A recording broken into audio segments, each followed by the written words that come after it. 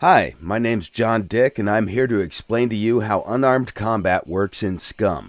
Without further ado, let's get started. The unarmed combat in brawling has 4 different skill levels of expertise that the players can reach, starting from no skill level up to advanced skill level. However, the character's skill is just one of many things that are taken into consideration when combat begins. The other important factors are the player's ability to control his character during the combat and the physical condition of his character. Now that you know the basics, let's take a look at how the combat system works in other modern survival games. For this, we created a simulation of the type of unarmed combat that you can find in practically every survival game available on Steam. From what you can see here, the character is constrained at the hip, but you can tilt their upper body and throw random punches toward your opponent. The camera is locked behind the character. It doesn't provide the player with a good overview of the situation, and most of the time it's really hard to tell where the punch will land. Obviously, this is a very basic implementation, and we could have done it the same in SCUM, but we wanted to make something different. So, what exactly did we do in SCUM to make things better? First, we wanted to find out the best way to fit martial arts in SCUM's gameplay mechanics, and we quickly realized that the angle of the camera has to be changed.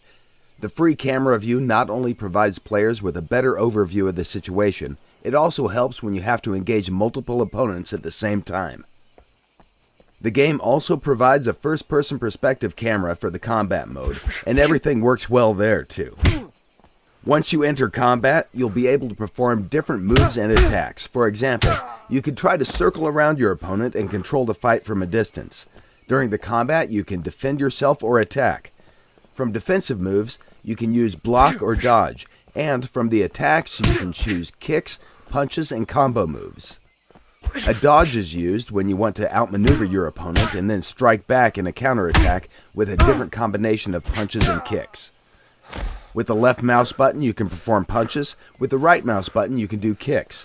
Combos are performed by pressing a combination of keys, followed by left or right mouse button, depending on whether you want a punching or kicking combo.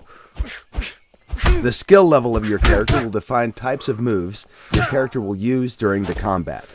So, for example, he might do a simple jab or a cross. Or, if he's more skillful, then he can step in, close the distance, and use a more powerful punch. Combos are special attack combinations that inflict more damage than a normal punch or kick, but they also drain stamina at a faster rate. The best way to use a combo is against a dodge or a block, and if you perform the combo successfully, you'll increase the chance for a knockout. Along with the skill level, the character's attributes will also influence the outcome of the fight. Strength, constitution, and dexterity are attributes that the player chooses during the character creation process. But once the game starts, these parameters will gradually change depending on the character's diet, metabolism level, actions players take, and overall health status of the character. That will, of course, be reflected on the character's speed, endurance, and strength during the battle. With proper diet and workout, it's possible to boost all these attributes to their maximum values. The only exception is the intelligence attribute, which will stay the same or drop down if, for example, a character gets shot in the head. In the current presentation, you can see different skill levels and how they will be represented in the game. Our plan is to make different sets of animations for each skill level to allow players to visually recognize the skill levels of their foes. This is still a work in progress, and it will not be included in the early access version of the game. Everything that your character carries in the game will have an impact on how you will perform in the combat. Heavy gear will make your moves slow and sluggish, and it will drain your stamina more quickly. It's recommended that you drop excessive weight before you enter a fight.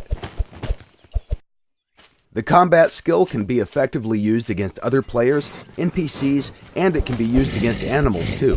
Although we do not recommend you attack bigger and more dangerous animals unless, of course, you're sure that you can beat them or outrun them.